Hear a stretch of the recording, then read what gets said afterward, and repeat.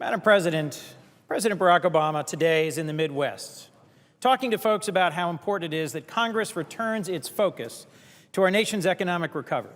And I couldn't agree more. Flustered by filibusters and paralyzed by politics, Washington has gotten off track. And it's time that that changes. The Senate this week has an opportunity to pass an appropriations bill. And I'm grateful for the leadership of Senator Murray of Washington and the ranking member, Senator Collins of Maine, in bringing this appropriations bill to the floor. Now, I'm still pretty new here, relatively speaking, but I'm told it wasn't unusual or a shocking occurrence back in the day for the two parties to come together to negotiate and pass a bipartisan spending bill. The bill that is in front of us would fund the Departments of Transportation and Housing and Urban Development.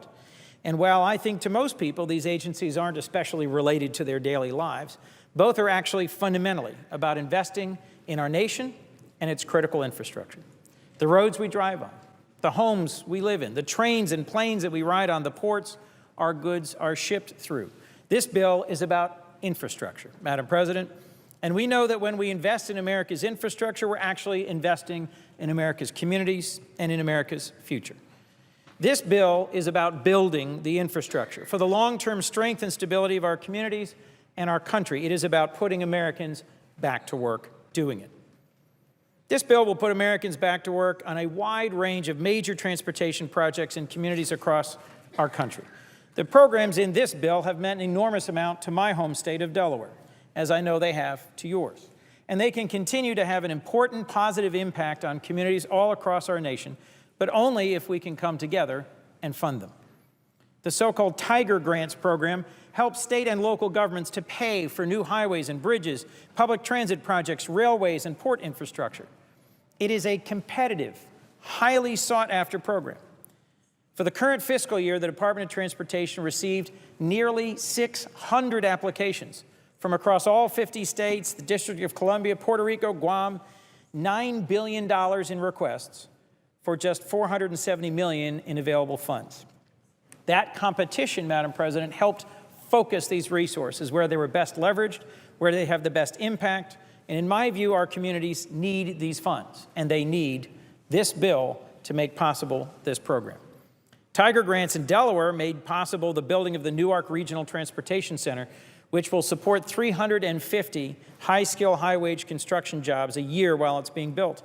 This new center will give folks in Newcastle County new options for public transportation, cutting down on the number of cars on I-95 and our local roads, and strengthening the community. Tiger Grants are a core part of our nation's infrastructure strategy, and they'll be at risk if we don't move this bill forward.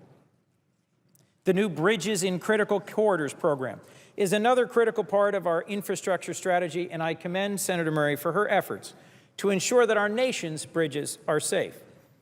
At home in Delaware, 1 out of 5 bridges are deemed structurally deficient or functionally obsolete. Let me repeat that, Madam President. 1 out of 5 of bridges in my little home state of Delaware are structurally deficient or functionally obsolete. They may have major defects and need major repairs, or may have been built so long ago that they're not up to current code. Either way, I think you would agree, this nation, our constituents, our communities need our bridges to work and work safely. We also need and rely on our highways. The Federal Aid Highway Program uses the Highway Trust Fund to help state and local governments to plan, to build, and repair our nation's needed roadways. It is a true federal, state, local partnership and has helped ensure consistent quality and safety standards on highways across our country for nearly a century. I shouldn't have to explain in this body why having functional roads is important to businesses, to families, or even to the public safety, but I'll say this. There are more vehicles on the roads year over year than ever before. And part of our responsibility is to make sure those roads work and work safely. Another part is to offer our citizens other options to reduce the traffic burden on those roads. This bill also contains 2 new programs to do just that I think are worth briefly highlighting. The New Starts Transit program supports projects to provide new or expanded public transportation services. And the passenger rail grants, of particular interest to me, are focused more narrowly on inner-city passenger rail services designed to reduce traffic congestion. How are we going to move this country forward, Madam President, if we can't move around within this country? As a Congress, we have to do more to strengthen our nation's infrastructure, and that is a big part of what this bill does. Now, I recently joined the Appropriations Committee after the passing of a great senior senator, Senator Frank Lautenberg of New Jersey, who was for many, many years a great and tireless champion of Amtrak. He fought harder than anybody to build Amtrak into what it is today because he saw that with our population steadily growing, we needed to be prepared for it and to provide reliable, safe, affordable transportation, in particular here in the Eastern region.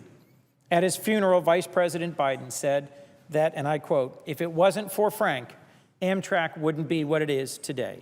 He's right. And of course, our Vice President famously rode Amtrak down to Washington every morning and home to Delaware every night that he served as a senator, as I do now. I took the 625 down, and I hope, God willing, to be on the 7 o'clock home. We'll see. Amtrak, Madam President, in this region in particular, isn't a luxury. It's a fundamental and critical part of the economy, not just in my home state of Delaware and at least a dozen states on the Atlantic seaboard, but across the country for communities that rely on passenger rail to connect with the nation's major economic centers. Senator Lautenberg once said, if we shut down the Northeast Corridor rail service, you would have to build 7 new lanes on Interstate 95, on I-95, just to carry all the travelers that use these trains every day. In the last fiscal year, Amtrak achieved a new milestone of 31.2 million riders. In fact, they had record ridership 9 out of the last 10 years. And Amtrak continues to make steady progress in reliability, in capacity, and in on-time performance. How could we possibly afford to replace this vital service with, as Senator Lautenberg suggested, 7 new lanes of interstate running up the entire length of the East Coast? Now's not the time, in my view, given all these standards of progress that they've met, to gut Amtrak as our counterparts in the House seem determined to do. Now is the time to help Amtrak build on its steady gains and progress and to continue to grow. Amtrak is a vital part of dozens, even hundreds of communities across this country. So in my view, to invest in Amtrak is to invest in those communities and their future. The other major portion of this bill that we consider today is housing. This is the Transportation and Housing Appropriation Bill. And as our economy continues to recover, people and communities all across our country are looking to us to help them grow. Housing infrastructure is just as important a part of the foundation of our country and our communities as is transportation. In low-income neighborhoods, restoring community infrastructure is the foundation for future economic growth. That's why this bill's strong investment in CDBG, the Community Development Block Grant Program, one of HUD's longest-running and in many ways most successful programs, is so critical. Madam President, as you know, I served as a county executive before joining you here in the United States Senate. And in that role, our local government made efficient, focused, targeted use of CDBG grants to provide for housing assistance for low-income seniors, for the disabled, for communities across our county in Newcastle County, Delaware. CDBG grants are high-yield investments that work all over this country, that are controlled in many ways at the local level, and that enable communities to rehabilitate buildings, streets, and sewer systems that literally lay the groundwork for new business growth and vibrant, revitalized communities. As the hardest-hit Americans work tirelessly to get back to work and back on their feet, housing programs, also included in this vital bill, ensure they can keep a roof over their heads or that they have the possibility of safe, clean, sanitary, and affordable housing in their future. In Delaware, nearly 4,000 people were homeless in our small state at least once last year, and more than 200 of them were veterans. All over this country, Madam President, I know you and many of our colleagues are concerned about the number of our veterans who fought for us overseas and now face and endure homelessness here at home. For those who felt the despair and loss and loneliness of homelessness, those who live with this fear that they will one day experience it as well, the housing programs funded in this bill are a lifeline. And I want to particularly thank Senator Murray for her leadership on ensuring that we end the scourge of veteran homelessness in our country. Homeless assistance grants, another key provision in this bill, help Delaware organizations and organizations all over this country to offer permanent and transitional housing to once homeless persons while providing services including job training, health care, mental health counseling, substance abuse treatment, and child care. And last, the Home Investment Partnerships Program helps to expand the supply and affordability of housing to low-income families and individuals, many of whom, as I mentioned, are elderly or disabled. In my home state of Delaware, a recent grant from the Project Rental Assistance Demonstration Program will create and sustain 170 units of affordable housing over 5 years for persons with disabilities. For thousands of Americans, for millions of Americans, and for thousands of Delaware families, the key to a better home lies in good counseling, in home ownership, and in these sorts of investments in a stable, affordable housing market. Elisa, one of my constituents from Middletown, did not believe she'd ever be able to purchase a home for herself and her 2 children. But a federally funded class called Preparing for Home Ownership helped her navigate the housing market and find a home that she could really afford. She is now spending less on her 3-bedroom home than she had in her 2-bedroom rental, and her children have a backyard of their own for the first time. If we want families to succeed, if we want children to focus in school, if we want to create communities with safety and stability, moving towards sustainable home ownership is a vital investment by this country in creating and sustaining quality communities. Dedicated organizations like NCAL and Interfaith Community Housing in Delaware have leveraged federal funds such as these to help with mortgages, loan modifications, and private capital to put more than 1,000 families each year in Delaware into better housing. Their services include workshops, as I mentioned, foreclosure prevention services, and counseling.